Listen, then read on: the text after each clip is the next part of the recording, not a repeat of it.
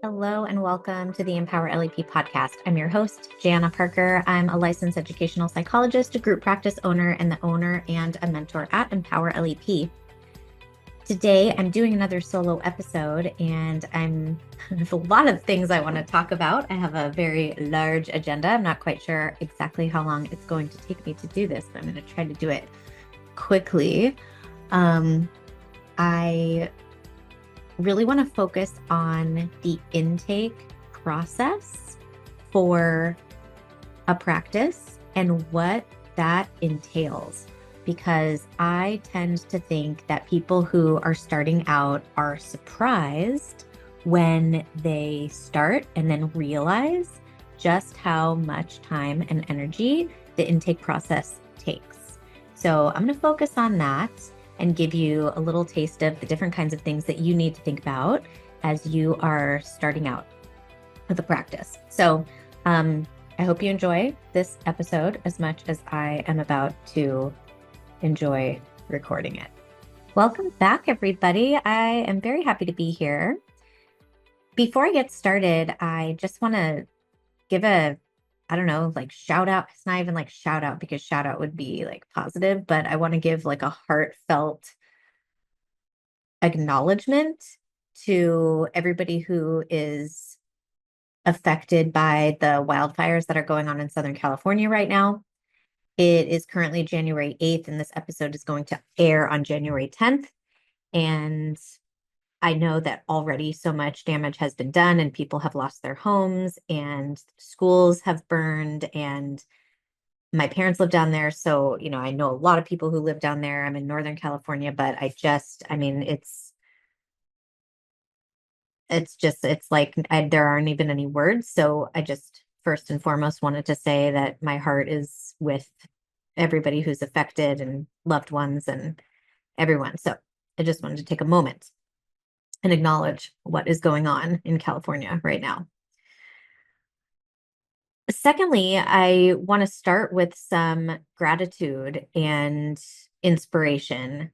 And I want to do this because I'll explain kind of like my thinking behind doing some more solo episodes. So I started out the year with a solo episode. And in that solo episode, I talked a bit about what I'm thinking about for 2025. And my word for the year is simplify. And I have to really consider how I spend my time, what I'm doing, how is my time benefiting others? How is my time benefiting me? And I really want to make everything really effective and efficient. And if something isn't working, I need to not do it anymore. And I want to see how I can maximize this time on the podcast and know that the time that I'm podcasting is time well spent. So I want to give some gratitude to people who have reached out after the last episode and said how much they appreciate the episode, or not the episode, but just like the podcast in general, how much they have enjoyed listening to it, the inspiration that they found in it. And I am very grateful for those of you who do reach out and say something like that to me, because, I'm just like sitting here behind a microphone. I'm enjoying this and what I'm doing, but I don't know anybody's experience unless they tell me. So for those of you who have reached out individually, I greatly appreciate that. You know who you are. And it's inspired me to do some more, I don't know, maybe like business focused episodes where I talk about things that are going on in my day. Because another thing that happened over this past week is I had a mentoring session with somebody who was, we're talking about report writing, and they needed help on writing reports. And the different kinds of things that I am able to talk to people about in mentorship it just is, it's always different, but it's really similar a lot of the time too. And I just find that I can really help people, and I love helping people. I love that. So, it made me think, okay, I do this in mentorship, one-on-one, but I also want to give a little bit of this away. Sometimes I have free Q&As. I have a lot of stuff up on the Empower LEP website, but I also want to share some of this on the podcast, and you let me know if this is something that you want me to continue to do. So if you want some business related episodes that are solo, that are just me, I'm happy to come on and do more of these. So I'm going to keep it solo, I think, for much, if not all of January. See how it goes. Drop me a line at jana@empowerlep.com and let me know what you like, what you want to hear about. I'm open to suggestions. So thank you for those of you who have reached out. And I also want to note some just kind of like inspirational stuff because I love that. And I am like constantly inspired. I want to touch on Dr. Ray Krishner's Psychology Today article. He just posted it on Facebook last night. And I'm like, you know what? I think it was actually a moment that I had to look at social media. And so his article is called Seek Motivation from Passion, Not Anger. And this just super resonated with me for so many reasons. The article, I don't know, the article is amazing. It just speaks for itself in terms of how both anger and passion uh, are are motivational, but they are motivational for different reasons. And one thing really struck me, one paragraph, kind of towards the end. It's about diminished life satisfaction. And it says, at its core, anger is a reaction to dissatisfaction. When you allow anger to be your primary motivator, you are constantly reinforcing this sense of discontent. Passion, on the other hand, fosters fulfillment as it focuses on positive engagement rather than resistance or opposition. I know this is this sounds familiar. I mean, we're part of like Facebook groups where there could be some dissatisfaction and anger and everybody kind of jumps on board, or what happened during COVID or politics or like all the things, right? But what this really makes me think about in terms of like myself and my own journey right now is, and what I'm doing here is working outside of the system that I was feeling dissatisfaction with. I think that we all, when we're in the schools, I think I've said this a million times, like the school psychologist tends to be the person who stays inspired. And still we really burn out. But we are around so many other people and educators who are also feeling very dissatisfied and burnt out. And because we are in this system of dissatisfaction and resentment, you find that a lot of people are angry. And what I just, I remember feeling that way, and it gets so easy to get caught up in that. And we have to remember when we're in that kind of system that we really have to find ways to stay passionate and stay inspired, or we are going to fall into the disgruntled, disenchanted employee of a dysfunctional system. Or we can find ways that inspire us and help us stay passionate and therefore motivated, whether we are still working within that system or if we choose to do things outside that system. So at this point, I am fueled by passion. I love what I do every day. And I just, this totally resonates with me in making that shift from my life before to a life of passion. And it is more risky and you are more vulnerable, but you also have an opportunity to be more positively engaged every day rather than resentful or disenchanted and angry. So, Dr. Krishner, as always, thank you for your words of wisdom. You are thanks for being on the podcast and also for providing this information for us in like so many ways. So there we go. Inspiration. If you haven't read that, do read it. It's again on the Psychology Today website. Okay, so now we're going to do a podcast giveaway before we get to the topic of the day. So let me explain a little bit about this. I got really motivated the other day to like try to drum up some um I don't know, like some hubbub about the podcast, because the thing is, like, if no one knows that the podcast exists except for the people who are already currently listening to it, then it's not going to grow. And I would like it to grow because I think that the kinds of things that we talk about on the podcast, whether it's me providing some information or it's all of the amazing people that I have interviewed, I think the more people we can get engaged, the better the podcast will be. So I would love to get more listeners. And one way to do that is by showing up more when people search for things. And I need to get more reviews on podcast players in order to kind of rank higher. And so I put out on social media. Again, I'm not very good at social media. So I'm like, when I do a post myself, it doesn't really reach very, very many people. When my marketing people do it, it does somewhat better. But I was like, I don't know, it's the weekend. I'm just going to try this. So I asked people to go onto Apple Podcasts and write a 5-star rating and review. And I said, I will choose a winner based on all the reviews that came in. I will choose a winner on the podcast, and that person will be given an hour of my time for mentorship.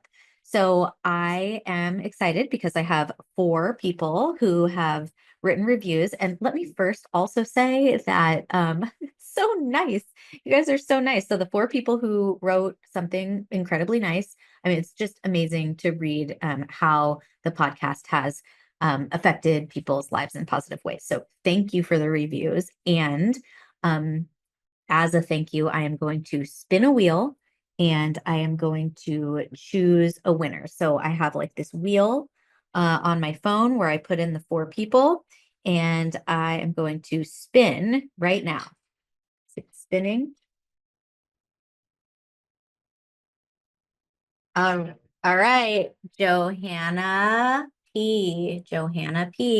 It is you. So I think I have your email address, but if you could email me at jana@empowerlep.com, you are the winner. So congratulations. You're going to get an hour of my time to ask me anything you want to ask me. And we can have whatever kind of conversation you want. And oh, this is exciting. Okay. So here is what I want from you, listeners. If you could do the same thing. So anybody who leaves a review between January 10th and the next time I do the episode, which will be next Tuesday. So you have 10th, 11th, 12th, 13th. So between the 10th and 13th, or I guess between the 8th, like if anybody does it after today, I am going to count those in the next giveaway. So please go to Apple Podcasts, put a 5-star review, and write something and put your name so that I know how to, like, so that I can call your name. And the other thing I want to say is, if you like, another thing that you can do is share the podcast on social media, like on Instagram, and tag at Empower LEP. And that's another way for you to get into this drawing. So please do that. And I am happy to give away my time to lucky winners. And in fact, I might even just like keep the other people in for the next time. But thank you very much. Thank you very, very much for your reviews. Okay, I'm moving on to the topic of the day. Topic of the day today is administrative support. And I am focusing today on administrative support and the intake process because since I have finally, and it took me a very long time, but since I have finally found an admin who is actually taking this off of my plate, I cannot tell you how life-changing it is. I am getting so much more done when I am not thinking about leads and the business. There are like 2 things that are constantly happening for me. One is that the phone is ringing, or I'm getting an email, or we're getting somebody filling out our contact form on the website. And so I'm constantly thinking about leads and how I'm going to follow up with people. And it's like a constant, constant, constant. Okay. So I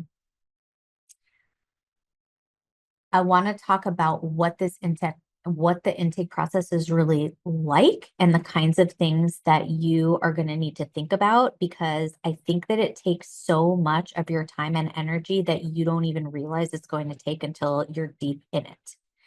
So first, we don't usually think about ourselves as salespeople. We are psychologists. However, we become business owners, we are now selling something. And that usually feels kind of icky. And also, if we don't think about it as sales, then we're not going to make as many sales. So we have to really treat this seriously. It's how you get your business. So I think we all know that the research and the sales data generally supports the idea that the longer a sales cycle takes, the less likely a prospect is to make a purchase. And there are several key factors that are part of this phenomenon. So one is just somebody loses interest in momentum. So if you have a prospect, like a prospective client, they might lose enthusiasm or their interest over time. When we get calls, it's usually because people are at a crisis point. They are finally at a point where they are like, I need this. I need this now. I need the testing. I need the counseling, whatever it is, they need it now. So if you wait to get back to this person, then that initial problem or the pain point that they wanted to solve, it might seem less urgent. So they may have less motivation to buy. You also know that, and this is going to come up in a second, but you also know that if someone's calling you, they're also calling other people, unless they were referred specifically to you. So you want to make sure that you are either picking up that phone or getting back to people as soon as possible, because the second you don't answer the phone is the second someone else might. Okay. So one, loss of interest or loss of momentum. The second one is increased decision fatigue. So the longer a decision takes, the more likely it is that decision fatigue will set in.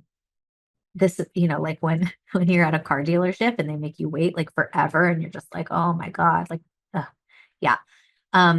Also, prospects may become overwhelmed if they have too much information or if they have too many choices, and that can lead to people just being like, you know what, I don't need to do this anymore. So you really want to try to, once you do connect with somebody, you really want to try to minimize the amount of back and forth that has to happen for them to move forward, or how many decisions they have to make before it's time to move forward. So you want to make sure that you do what you can to mitigate that.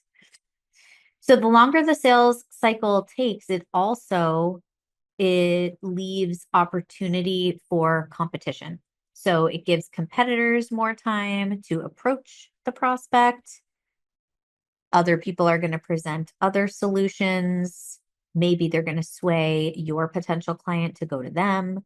And you may not have any idea if they're calling other people, but believe me, again, if they're calling you, they're calling other people usually, right? So you want to try to minimize room for them to want to call other people, and prolong them working with you because they might go to somebody else. Also, the longer the sales cycle takes, the possibility would be that the circumstances change, and maybe they change their mind. They don't need it anymore. Something else came up. The school's going to take care of it. Just other things come up. There's changes in circumstances. Maybe they're like, oh, actually, no, really, I can't afford this right now. Or you know what? Maybe we don't need it. We'll just wait until the next report card comes out. Maybe things will get better. Or you know what? We're going to try, tutoring first or something like that.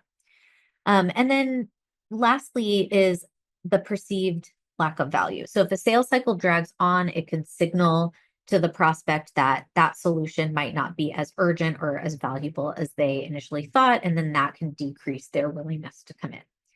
So you have all these things to think about, knowing that the longer the sales cycle takes, the less likely people are to move forward with you.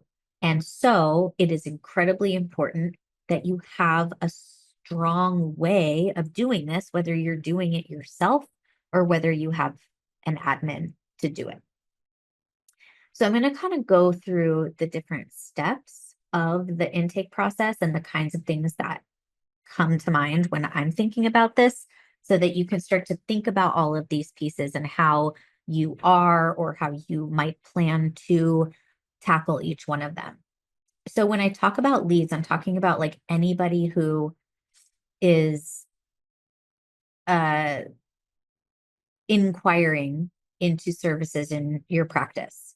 And that inquiry is a lead from the time that they inquire until they actually get scheduled on your calendar. And that could be a pretty lengthy process.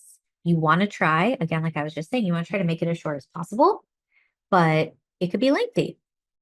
So you start, like somebody could, you have to figure out, first of all, how are people going to find you? Are they going to, do you have a phone number? Email? Do you have a contact form on your website? How do people contact you? And then, so if they're going to call you, what phone system are you using? Can they leave a message on that phone system? Is it your personal phone system? Is it HIPAA compliant?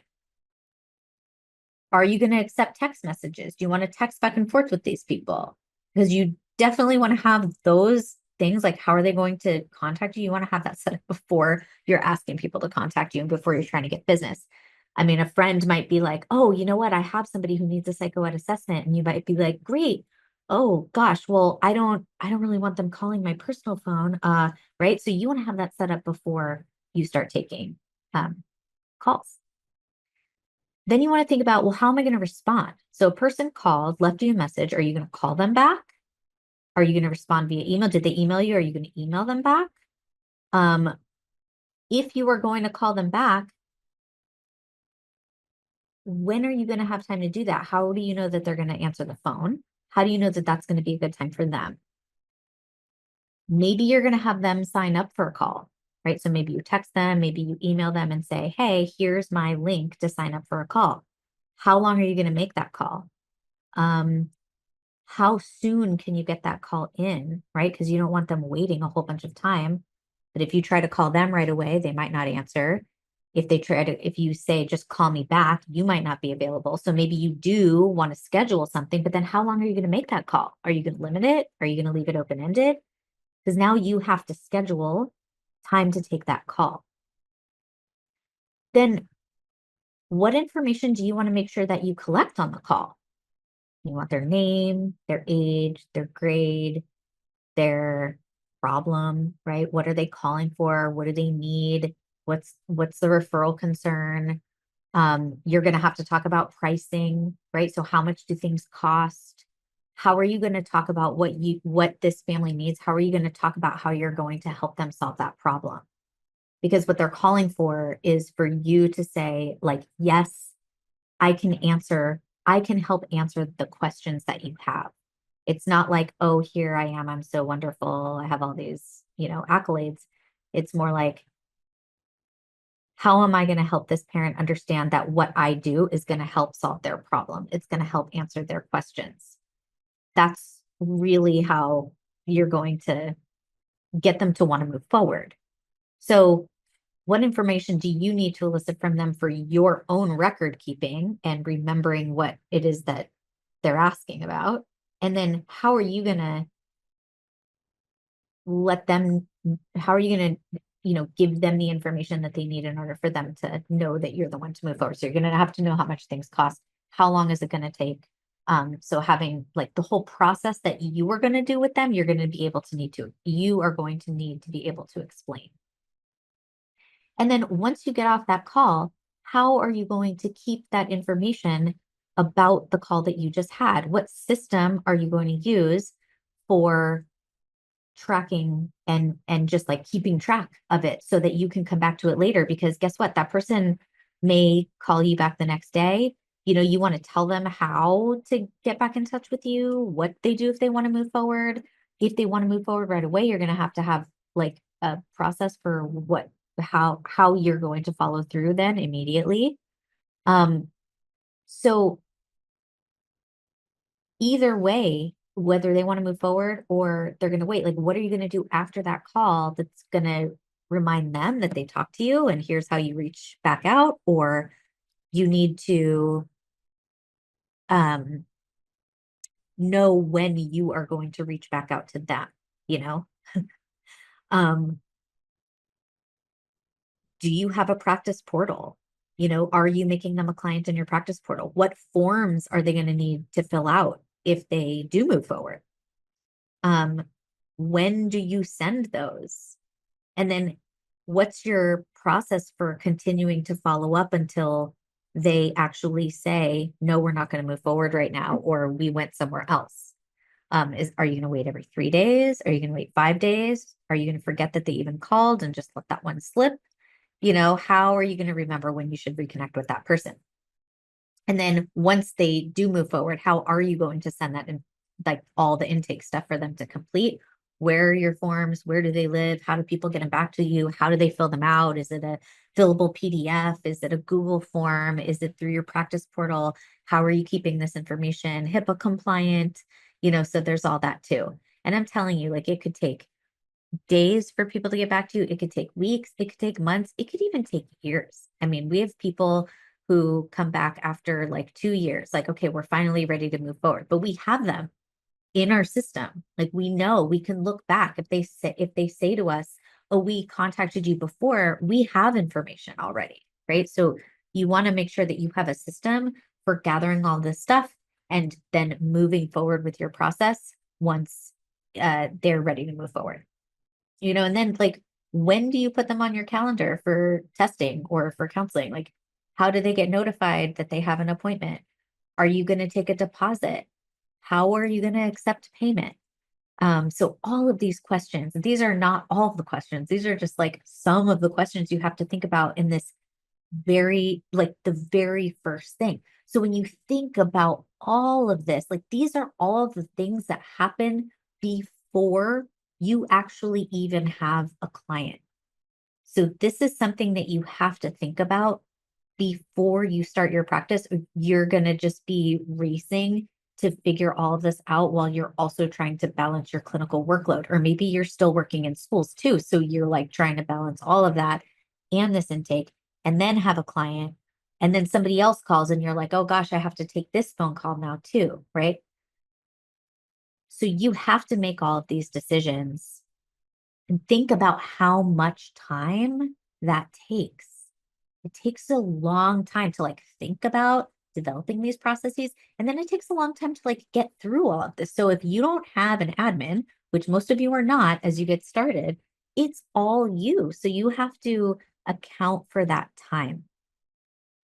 But once you make these decisions, you have to put your decisions on paper and create standard operating procedures for all of it. They're called SOPs, standard operating procedures.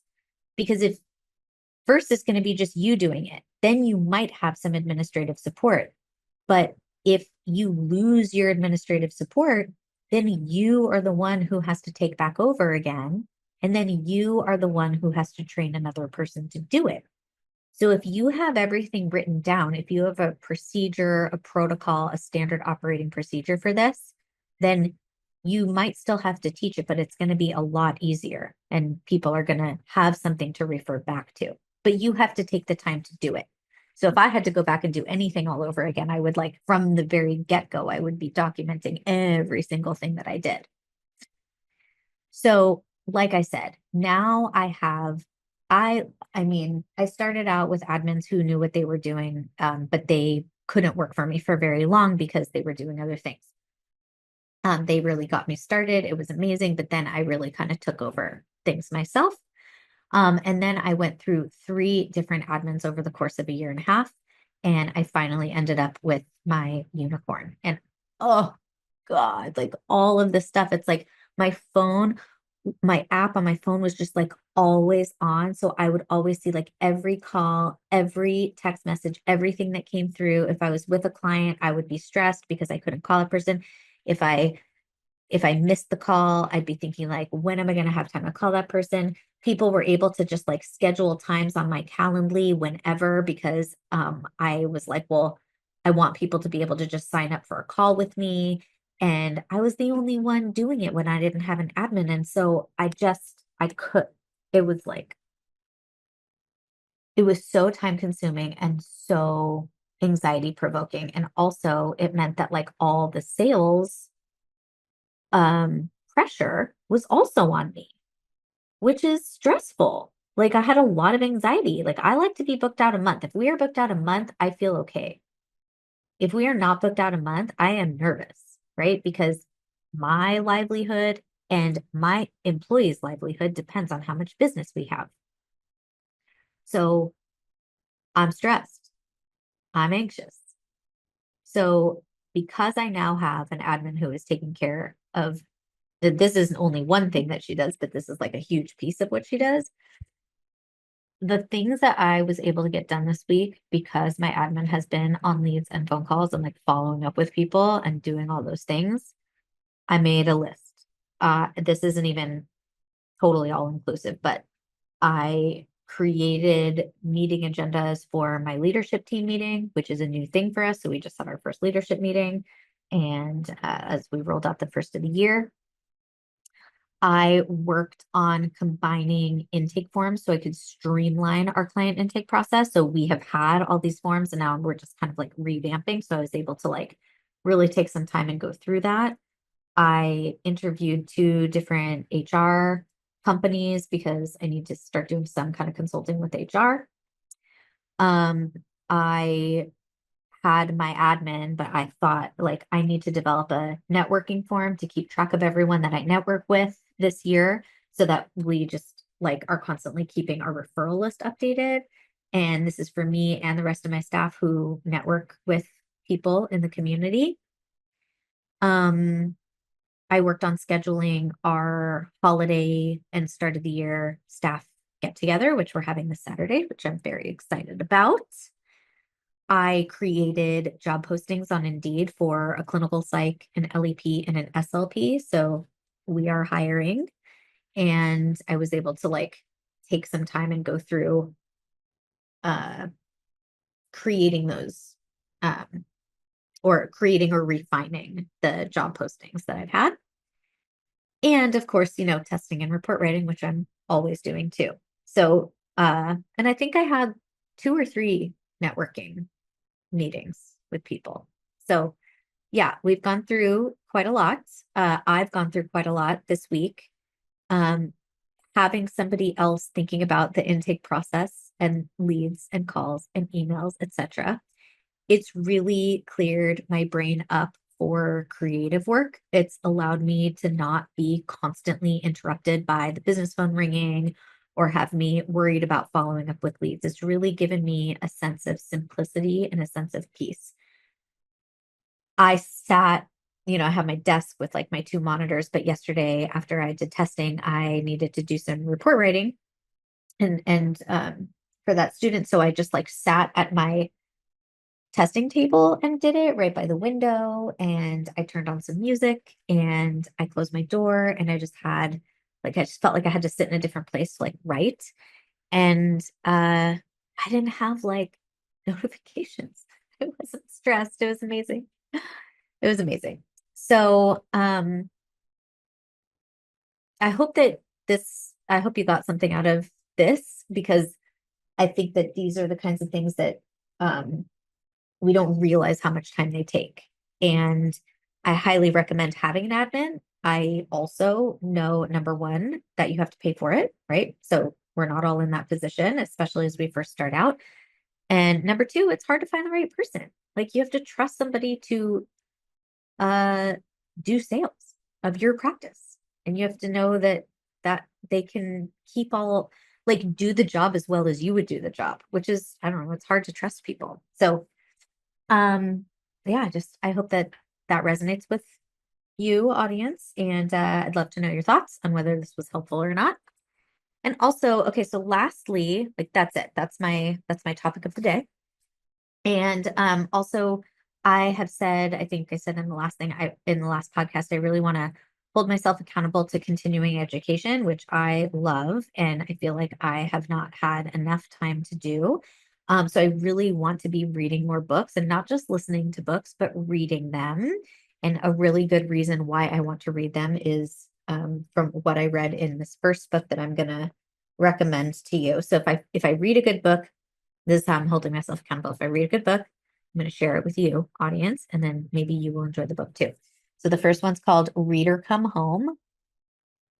Reader Come Home, The Reading Brain in a Digital World by Marianne Wolf. This is an excellent book. Reader Come Home, The Reading Brain in a Digital World. And then the other book I just read that's somewhat controversial in some ways, I think, but I found it excellent, this book, in a lot of ways, is The Collapse of Parenting by Dr. Leonard Sachs.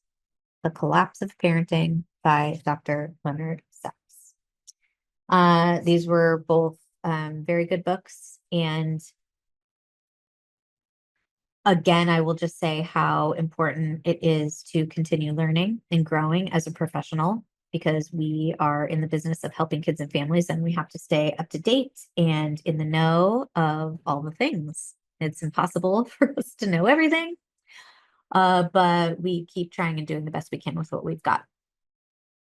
So if you like this business-focused solo episode, let me know. Email me at jana@empowerlep.com. I would greatly appreciate the feedback.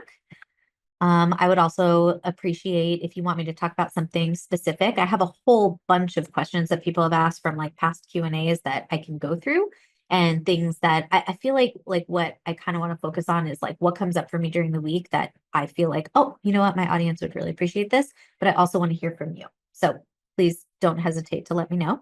I will still do interviews. I just not doing them today. I would also really appreciate if you would leave a 5-star rating and review, and I would love it if you tell a friend. If you share the podcast on Instagram in your story or on your page and you tag at EmpowerLEP, you're also going to be entered into the drawing for getting a free mentorship session with me. Really, again, I'm just trying to get more people listening. So I'm trying to increase awareness, and your feedback and what you say is very, very helpful. I just really want to make this a meaningful resource for you. So thank you all for listening, and I will talk to you next week. This episode is brought to you by Empower LEP, the #1 resource for aspiring and practicing LEPs with courses, trainings, and mentorship opportunities. I've recently launched an LEP Practice Essentials course, which is self-paced and designed to get your practice up and running, streamlining those administrative processes, implementing effective management strategies, and ensuring compliance with legal and ethical standards. I go into the components of choosing an EHR, HIPAA basics, setting up email and phone lines, collecting payments, tracking leads, developing standard operating procedures, and more. This is really the course that I wish I had when I started my practice, but instead of you having to think about all of these components yourself, I have just done it for you. There are a ton of ready-to-use resources in this course. Check it out at empowerlep.com/lep-practice-essentials. Thank you for listening to the Empower LEP podcast. Episodes can be found at empowerlep.com. If you liked what you heard, please leave a 5-star rating and review on your favorite podcast player. If you'd like to be a guest on the show, or if you have any questions for me, don't hesitate to connect. I would love to learn more. I can be found at jana@empowerlep.com.